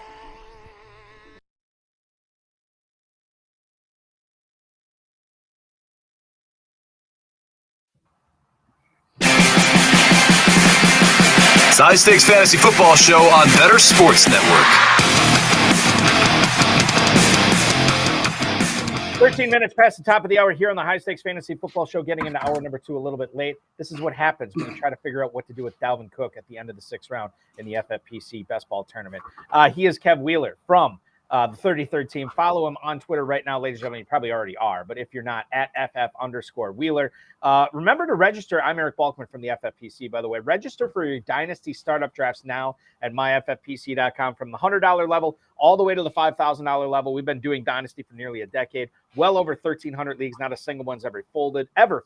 Go to myffpc.com to register for that. And don't forget about the Fantasy Pros Championship, $1 million grand prize in that, just $350 to enter. It's the first time we've ever done it, and drafts are filling every day. You won't be waiting long. So go over to myffpc.com and let your fun begin today. Let's let our fun begin with FFPC Best Ball Tournament targets and fades. And we'll take it position by position. We'll kick it off with the running backs. Derrick Henry. This is a player that I keep waiting for him to fall off the face of the earth, Kev, and he refuses to. He refuses to quit. Running back 9 is where he's going in the FFPC Best Ball Tournament right now. You're looking at, if you want to get Derrick Henry on your squad, you have to invest a 212 pick into him. So he's going at that 2-3 turn. Start off your draft with Justin Jefferson, Jamar Chase. You could easily get Derrick Henry at the turn there. Is Henry a guy you want to be in business with, given that he's going all the way at the end of the second round? Yes, please. Yeah. And I'll take him mid, sometimes even early second round, depending on I've taken him early second round earlier in the year when I thought that's where he should go. I've been letting him fall there. Like, if you can tell me I can get Justin Jefferson or Jamar Chase and then follow it up with Derrick Henry, yes, please. You're all aboard for that. Yeah. Especially like when you're playing in these tournaments in weeks 15, 16, and 17 are where the big money is. He plays the Houston Texans twice. If he makes it 17 games, he's gonna win you your league. Like, he's gonna crush in the playoffs. Like, the big question mark is, does he make it, right? Does he make it to 17 weeks? I think he maybe gets a slightly reduced for Derrick Henry workload, which puts him, at that 65 to 75% of the touches level, which helps his longevity throughout the season. They got Tajay Spears. Like, Tajay Spears has no knees, but I keep saying, like, Tajay Spears isn't a dynasty guy. He is a best ball guy. So if you want to get Derrick Henry in the second and follow it up with Tajay in the 15th, 16th, that's another fine stack cuff or handcuff. My general philosophy when it comes to handcuffing, I don't like it. But what I generally do as a general rule of thumb, I add up the rounds they were taken in. If they add up to over 20, you're gold. Okay.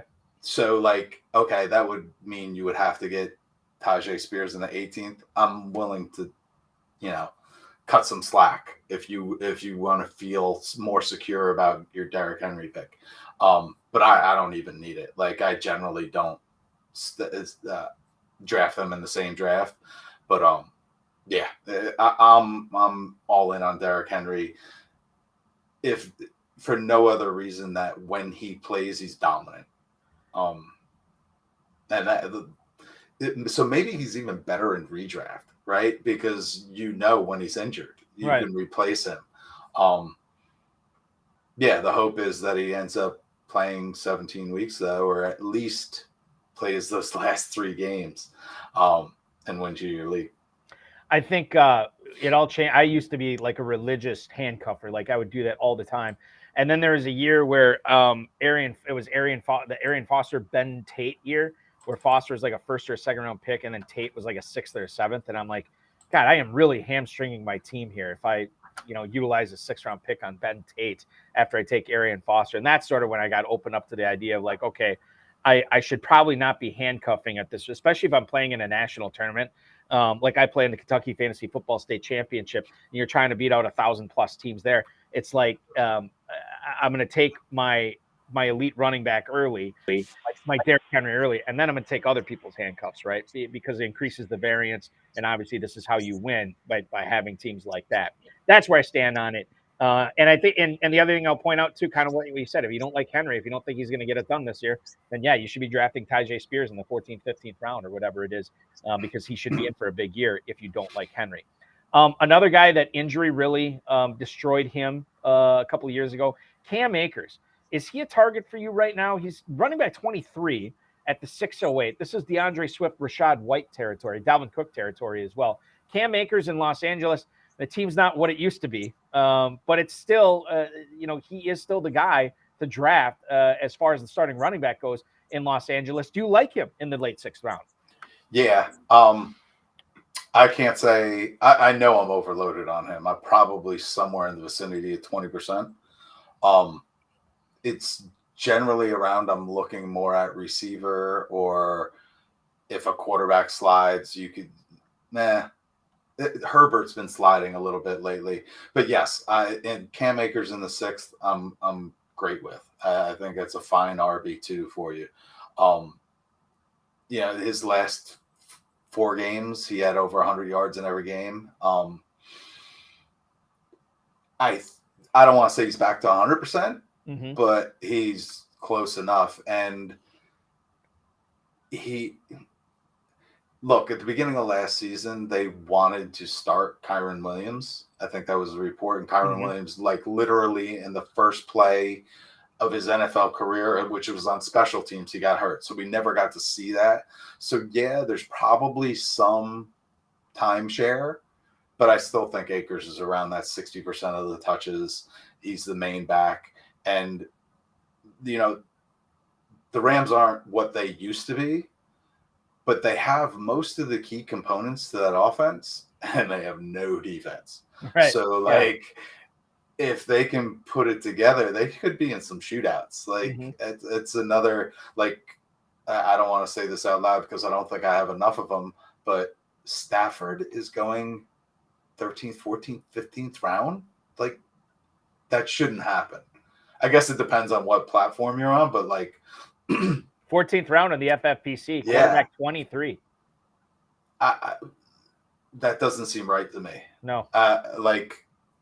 There are several guys I would put him ahead of, and I just haven't. I don't have enough of Stafford because I usually have my second quarterback by then, or I'm planning on, a Mac Jones or a Sam Howell later. But yeah, I kind of like the Rams where they're priced. I love Akers where he's priced.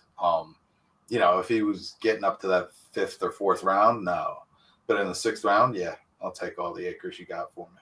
Akers, running back 23 to 608. The next Rams running back not drafted until the 17th round. That's Zach Evans, the rookie, running back 63, the aforementioned Kyren Williams, running back 84 in the 20th round. That's what we're looking at there. We amid all this Dalvin Cook talk, we did not break down the Minnesota backfield. And I don't know if there's a ton to break down here. You look at Alexander Madison is the guy that everybody wants. He's running back 20 at the 601. I think what's more interesting is the Ty Chandler versus Dwayne McBride. It's been a topic of conversation on this show the last several weeks here. Chandler was a guy that I don't know how much you drafted of him last year, Kev, but this year Dwayne McBride seems to be the Ty Chandler. Dwayne McBride is this year's Ty Chandler, right?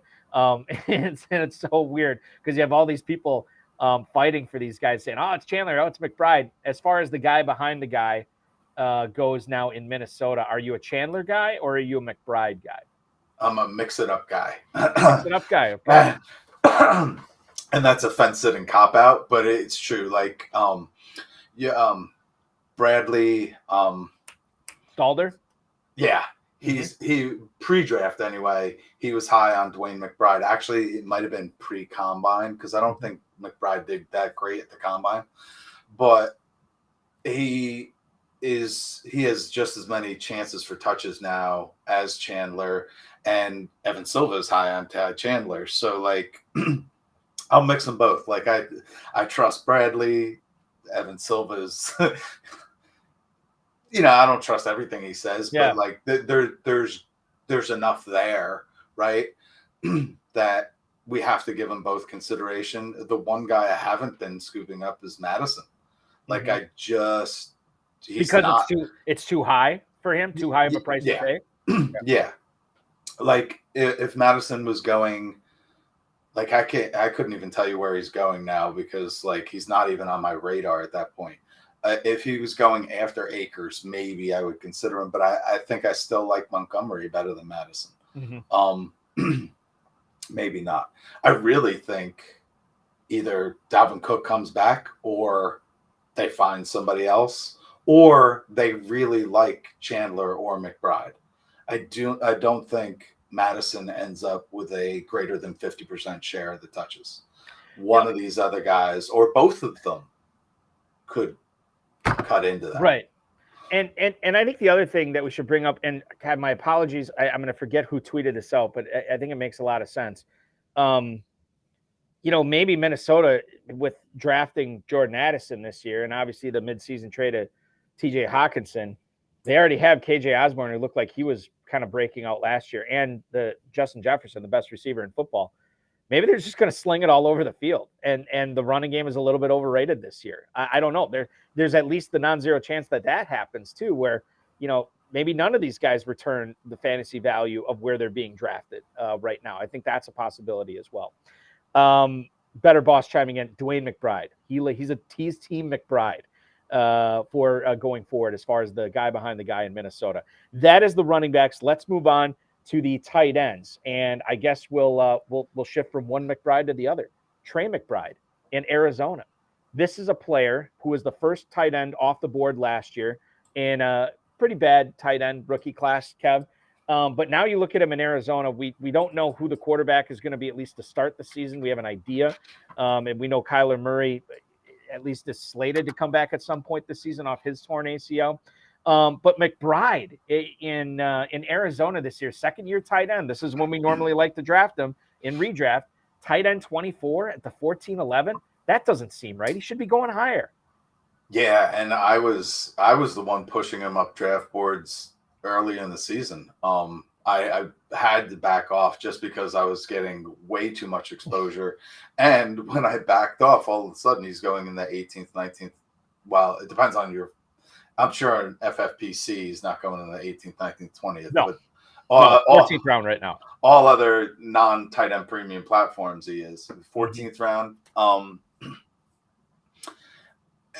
If he fits into it, that's the thing. I think he's fading because nobody's stacking him with anybody Cardinals, right? He would be a bring back to the Eagles if you're looking for week 17 correlation. Sorry about that. That's right. But I think that's why he's kind of faded too. Yeah, I see McBride getting a good amount of targets. I don't see Ertz coming back. Even if he does come back, I don't think he's very effective. And no Hopkins, obviously, too. Right. And that's McBride really surged when Ertz was out and Hopkins was injured. I like Trey McBride, but I think he's probably priced appropriately at this point, given the fact that we don't know if Kyler is actually going to come back, right? Like if they slate him to come back in week 6 or 7 and they're 0-6, why? I mean, NFL teams do. NFL teams want to see the guy play. They don't want to give him the full year off. So I guess there's a chance that Kyler comes back and maybe McBride is a value. Yeah. I mean, I have nothing against them. I had to kind of step back and put the little fade on McBride, and, but when I see him in non-tight end premium formats going in those last 3 rounds, it's time to scoop him up. If for no other reason, any Hurts team you have, you should be looking at McBride towards the end, just that week 17. Getting back to running backs real quick, the Better Boss wants to know. I guess we'll make this short and sweet. We'll make our bold predictions here. Where are Ezekiel Elliott and where are Leonard Fournette? Where are they signing this year? So maybe this is a hot take. Maybe it's not. It's probably not hot anymore. I think Elliott signs with the Cowboys. I think he goes back there. Fournette's interesting. If I had to pick one spot right now, I mean, Denver maybe. It's so tough because I just don't know. Like Fournette might be the type of guy that you sign once your running back depth goes to pot and you need somebody. I don't necessarily know. I mean, he might not be with the team at the start of the NFL season, but I feel pretty okay about a prediction of Elliott going to Dallas, Kev. Yeah, I kind of like the Dalvin Cook thing. Who else wants, where are the openings right now? You know what? Arizona. He's going to follow the Oh, what the hell was the Dallas running back that went to Arizona to finish his career? Emmitt Smith. Yeah. Yeah. He's going to follow that same Emmitt Smith's pattern. career Just, path. just go to Arizona. That's where everybody out west goes to retire, I think. But yeah, I just don't see anybody valuing Zeke as much as Jerry does. You know, and I'm looking at the teams right now. I mean, obviously, the Raiders would be a possibility for Fournette or for potentially Elliott. I mean, depending upon how this Fournette is going to go to a contender. Like Fournette is waiting for a contender. Fournette has said outwardly that he wants to win.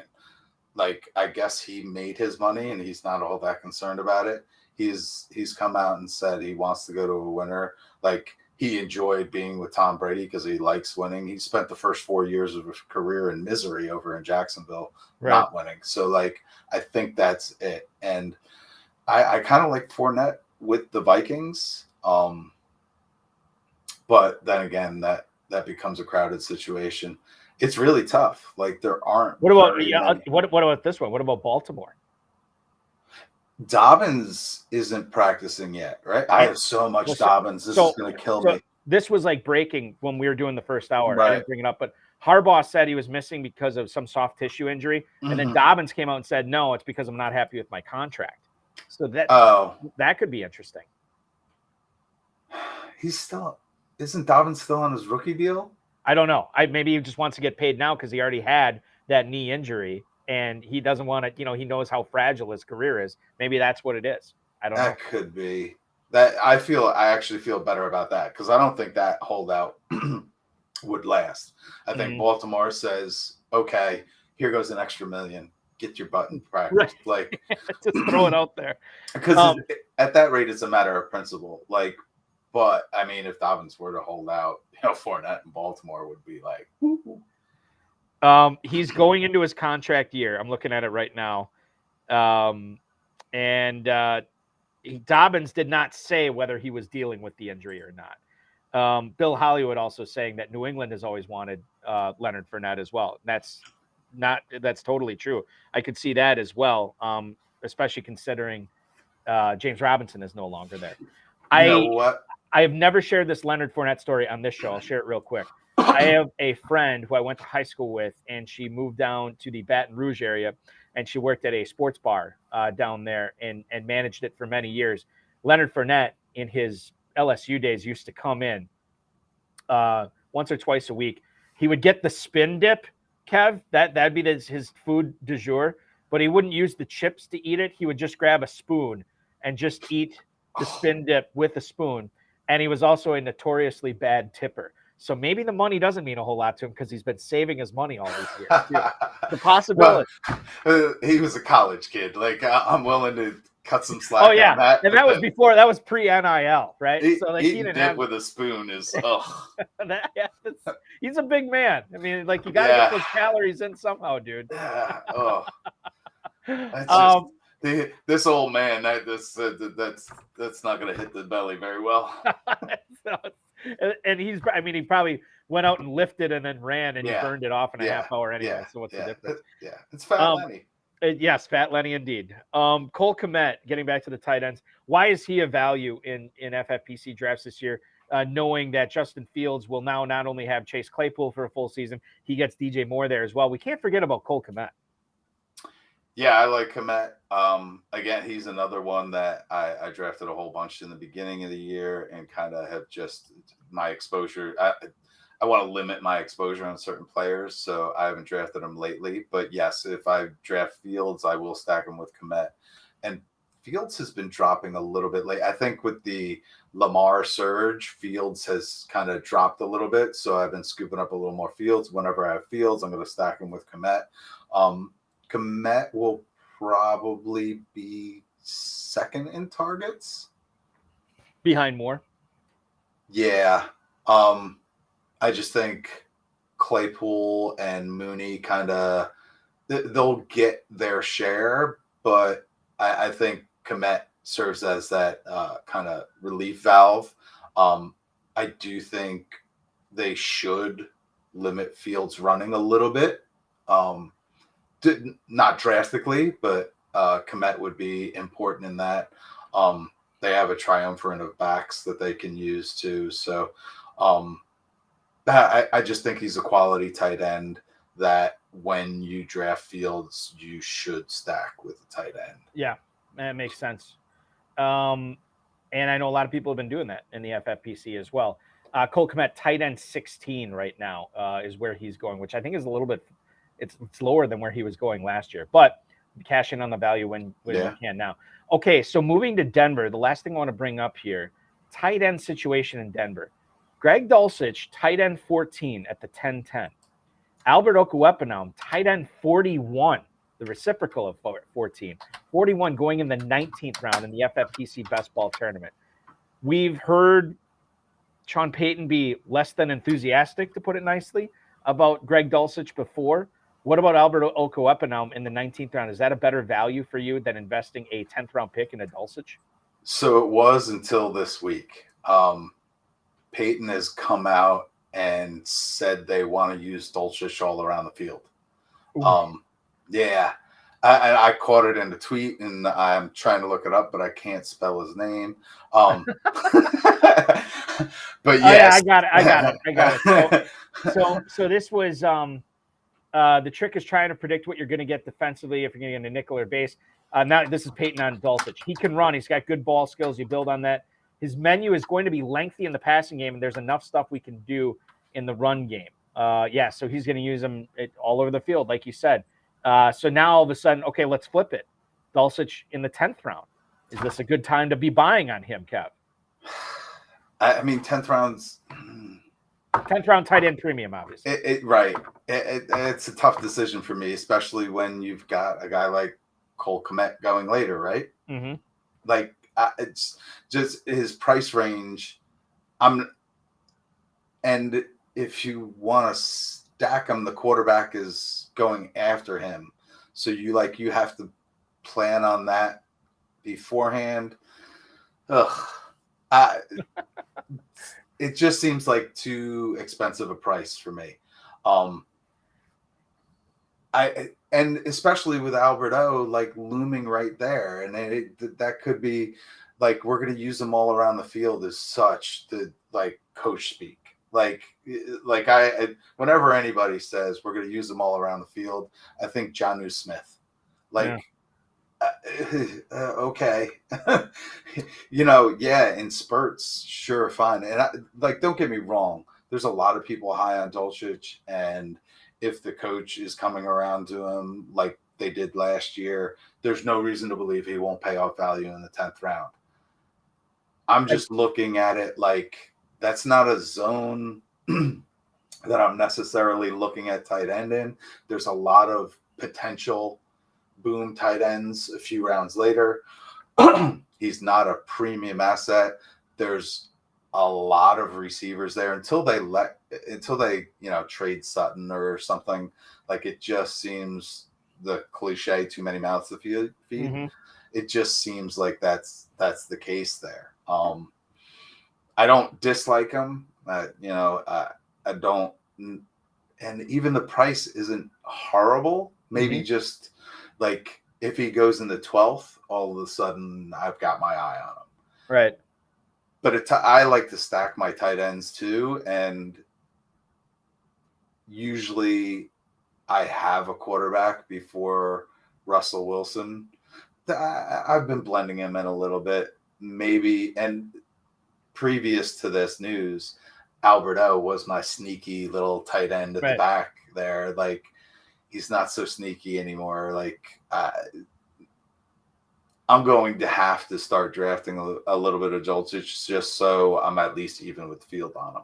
Dulcich is going right now ahead of, and these are some guys we already talked about, Kmet, obviously, but Tyler Higbee, he's going in front of Higbee. We talked about the potential for some Rams shootouts this year. He could be involved in that. Sam Laporta, who it seems like everybody's excited about, even as a rookie in Detroit. And then a guy who's been building up a lot of steam over the last couple of weeks, Juwan Johnson, going in the 11th round as well. Let's step out and take our final break. James Martin is chiming in the YouTube chat. Do y'all play Dynasty? Yes, we play Dynasty. If you have a Dynasty question, fire away at us, James, in the final segment. When we come back, We talked about the running backs and the tight ends as far as targets and fades go in the FFPC Best Ball tournament. Let's get into the receivers and quarterbacks. He's Kev Wheeler from the 33rd team at FF_Wheeler. I'm Eric Balkman from the FFPC. Stick around. We'll be right back after this. The High Stakes Fantasy Football Show with Eric Balkman.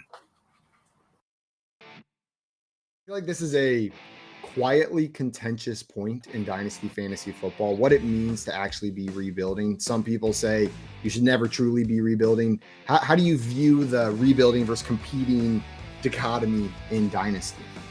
So I will be the first person to acknowledge that my preferred format of fantasy football is just redraft.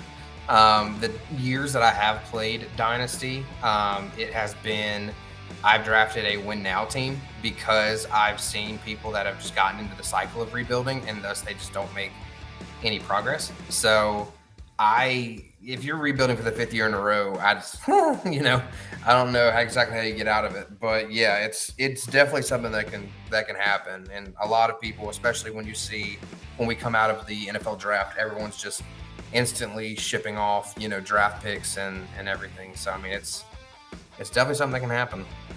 Joey, do you feel similarly to it? Do you feel like you see people getting stuck in the rebuilding loop?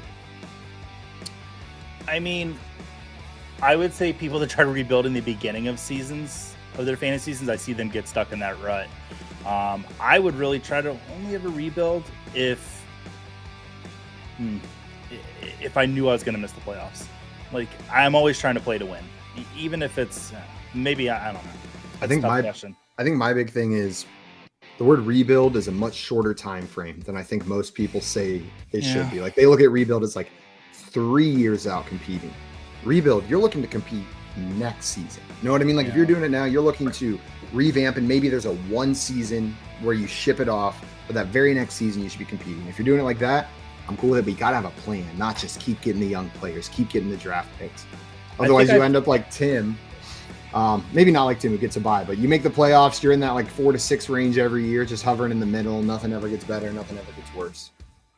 I think I play like you in Dynasty, Simon. I play in 3-year windows. 100%. That's my go-to. And with the rate at which Dynasty leagues turn over, you should really only ever play in a 3-year window.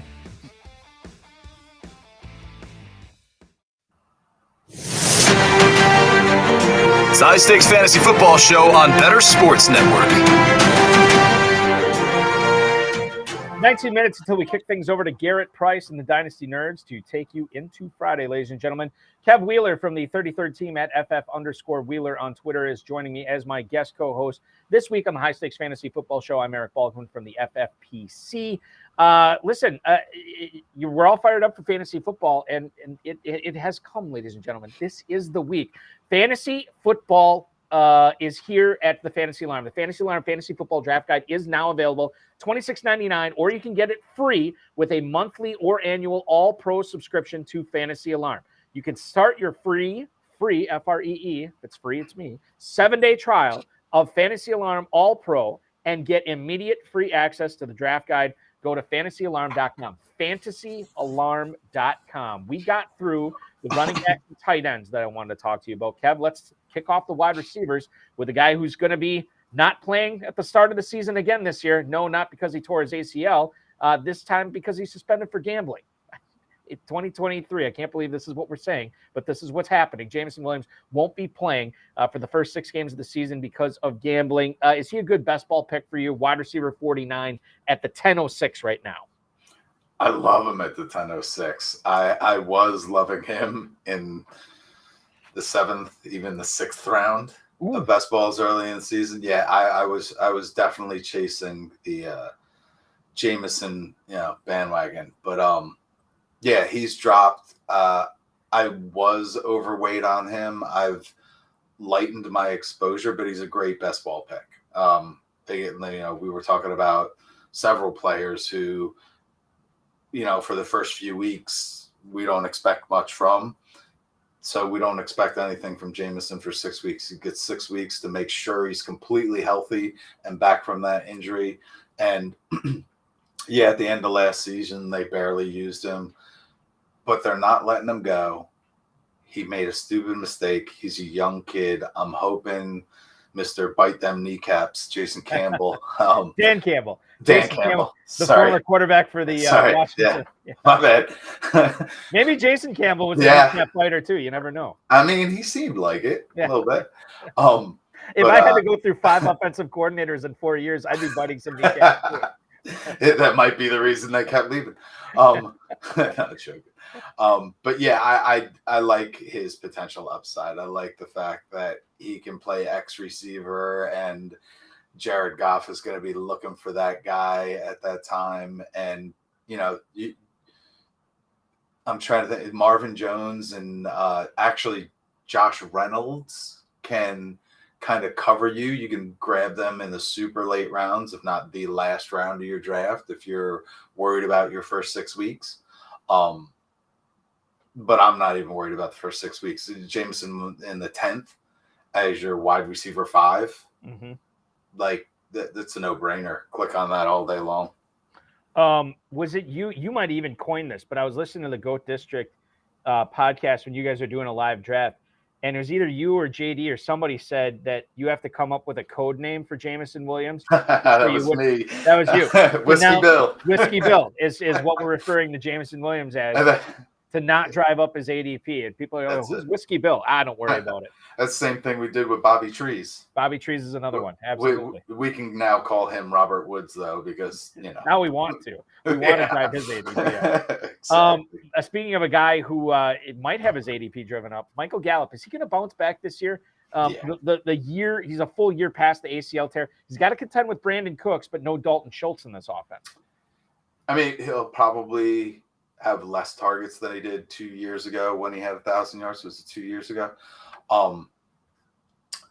But he's going to be that stretch Y. And actually, he's more versatile than just not the stretch Z. I'm sorry. He's more versatile than a stretch Z. He's going to get their third best defensive back or maybe even he's not going to be well covered. Right. The CD Lamb's going to draw at least double coverage pretty much all day long. Brandon Cooks is going rocket ships to the moon. I'm taking him, but that's going to leave Gallup open. You can't cover all 3 of these guys. If Gallup is fully healthy, he's going in the 12th, 13th. Gallup right now is going in the 14th, wide receiver 64. Maybe that's the problem. I'm drafting him in the 12th and 13th. Yeah. Oh, so you're the guy. I am the guy. Yeah, I am the guy. He's a value in the 12th. Yeah. Like, go ahead. Yeah, I fully see him bouncing back. Last year I think it was obvious he wasn't fully back. And we've always heard it. Like it takes a full year, from these ACL tears. And the offense is set to slow down, but does it appear that way? Like they talk about wanting to run the ball and slow the clock, but they get Brandon Cooks, Gallup's back from injury. They're going with Pollard. Like that doesn't not a like whole lot else in that backfield. Yeah. You don't have a banger in that backfield. Right. Like Ronald Jones. No, that doesn't like that's their only grinder type, right? What they say and their actions are speaking 2 different things. So maybe they slow it down and maybe there's fewer plays, but they're going to have an easier time getting open just because of that addition of Brandon Cooks over Dalton Schultz. Shifting over to Indianapolis, Alec Pierce is wide receiver 70 in the 15th round. Josh Downs is wide receiver 82 in the 18th round. And I think the commentary I have here is if the Colts would not have drafted Josh Downs, Pierce would be going a lot higher. Should we be letting the presence of Josh Downs scare us off Alec Pierce at that ADP? Absolutely not. Josh Downs is 170 pounds and slower than the 6'3", 208 Alex Pierce. Mm-hmm. I see Josh Downs maybe being a Curtis Samuel type, right? But it took Curtis Samuel a few years to really break the mold in the or really do anything in the NFL. Yeah, I'm not. I don't think I have any Josh Downs at all in Dynasty or Best Ball. I just think he's kind of overvalued. He went in the 3rd round. That's nice, but he's not particularly fast. He's got some good burst and agility, and he's kind of that, can dump it off to him and make something happen kind of guy. But he did that in college at North Carolina. I don't know if that translates to the NFL. Getting back to Jason Campbell's old NFL team, the Washington Commanders, Sam Howell or Jacoby Brissett, who do you put your chips on in best ball drafts right now? Sam Howell all day, every day. And I've been scooping him up in Dynasty. Like in Superflex Dynasty leagues, you can trade away a 3rd round pick or a late 2nd and snag Howell. Howell's going to start the season. Do I expect Howell to break the mold and become this amazing quarterback? No, but I think he's going to start 17 games. He's in a Superflex league. He's a fantastic QB3, in my opinion. Brissett is a solid backup. At best, Brissett starts a few games at the beginning of the season, but I just think, everybody's saying they have to see what they have in Howell. And while, Howell isn't this Konami code kind of, going to take designed runs quarterback, he does have scramble ability. He showed it in North Carolina. I believe he had 700 yards rushing one year, but that was out of necessity. I don't like that tactical scramble, look downfield, and if there's nothing downfield, he can get you that 10 yards of that first down. That's what you're going to look for in this young type of quarterback. And even if he comes out of the gate and throws 3 interceptions in a couple games, I think they only sit him until Brissett does the same thing. Brissett's going to take you to a 500 record if you've got a quality team. I'm not saying Sam Howell's a world beater, but I think he makes your team better. I think it adds an extra weapon. And he's going to have some weapons to work with this. Dotson. I just read a piece that the Commanders are expected to use the tight end a lot in their offense this year too. And then obviously we talked about Gibson in the first hour too. So it's going to be a fun situation to watch for fantasy. Deshaun Watson predictably showed up a little bit rusty when he came back in week 13, 14, whatever it was last year when he took over for Brissett. Why will he or won't he bounce back in 2023, Kev? Look, he's a scumbag, but I think I'm up to 40% ownership on him. Wow. That is a lot. I can't. He's in the 8th round. All right. So Hurts won me a ton of money last year getting him in the 6th and 7th round. I don't see a ton of difference between what Deshaun Watson brings to the table and what Jalen Hurts brings to the table. Yeah. Quarterback 9 at the 7-10 right now in the FFPC Best Ball tournament. Yeah. I can't stop, especially when you can stack them with Njoku and Elijah Moore right afterwards, or if you've taken Amari Cooper early just because Amari Cooper seems to be there, just sitting there all the time for me in that late 3rd, early 4th. So yeah, I see Watson, and I did it. Like I said to myself today, I'm in the middle of a slow draft, and I'm like, I feel like it was like the 8-10, and I'm like, I need to start backing off, but how? I was like, I don't even have them stacked yet, but it's like the next 2 rounds I can do it. Yeah, I just think I think he's so undervalued. And it's because when he came back last year, he looked like poop. Right. But, and I'm telling you this too, and you alluded to this. If Hopkins does come back to Cleveland, Cooper, Hopkins, and Njoku, Chubb in the backfield, Sounds a lot like what Philadelphia had last year too. So you make a good point there about that. I don't even think they need Hopkins. Like they have enough weapons. Yeah, with Moore and DPJ. Yeah, I get it. I mean, if they get Hopkins, holy cow! Like it'd be wheels up. Wheels up for Watson. I think I would have to like fade everybody else unless they drop a couple rounds because that's a lot of mouths to feed. But. And Watson, obviously, he would shoot up an ADP at that point, and then maybe it gets a little bit untenable for you because you already have all those shares late. Right. Let's get into one final quarterback question. Jared Goff, are we undervaluing him once again? Quarterback 16 at the 1104 with Laporta, St. Brown, Williams, obviously, Gibbs, everybody. He's got all these weapons. Are we undervaluing him as fantasy owners? Yeah. Yeah, let me take a look here. Like he is going right behind Richardson, Geno Smith, and Daniel Jones. He is going ahead of Aaron Rodgers, Russell Wilson, and Derek Carr, and Jordan Love right now. Look, I can't make an argument to put him. I mean, I guess I could make an argument to put him ahead of Geno Smith and Anthony Richardson, but I'm not going to make that argument. I guess where he's going is fine, but he's at least Kirk Cousins. He's probably at least Dak Prescott. Mm-hmm.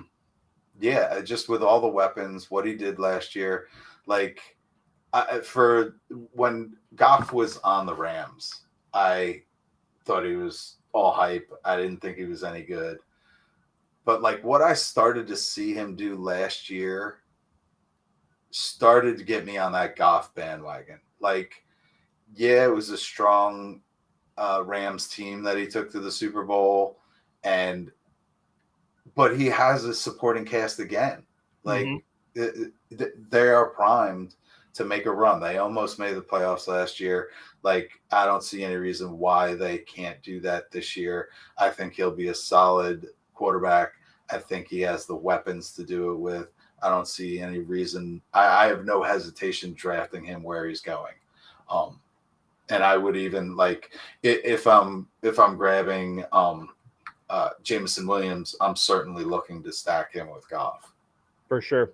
Yeah, and it makes I'm going to have a lot of Goff. I can tell you right now, I'm going to have a lot of Goff this year because I don't really envision his ADP rising a whole lot. We talked a lot of fantasy football tonight. If you are betting, make sure you are going to fantasyalarm.com/FanDuel.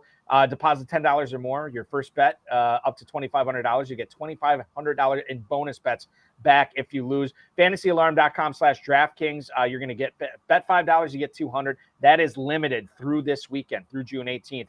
FantasyAlarm.com/BetMGM. You get $1,000 paid back in bonus bets if you don't win. Again, FantasyAlarm.com/BetMGM. Up to $1,250 back on your first bet. 1,000 tier credits, 1,000 reward credits using the promo code FULLFA. Full FA at fantasyalarm.com/Caesars. And of course, a deposit match up to $100 using promo code ALARM at fantasyalarm.com/prizepicks. Join the incredibly popular $1 million Superflex every day during the NBA Finals. I assume that Prize Picks still has everything going on there. Kev, we appreciate it, man. We will continue to follow you at FF_Wheeler and check out anything you're doing at the33rdteam.com. Appreciate it. Kev Wheeler, ladies and gentlemen. Next week, Billy Muzio from Player Profiler. Remember, get over to myffpc.com. The Fantasy Pros Championship. Tonight is the last night you get in on that early bird deal. Register by midnight Pacific time tonight. Draft by June 30th. Free $35 FFPC league credit. The main event is paying out $1 million once again this year. We talked a lot of FFPC Best Ball tournament tonight. $200,000 grand prize in that. $50,000 grand prize in the Superflex tournament. Garrett Price and the Dynasty Nerds are up next. Thanks for watching, everybody.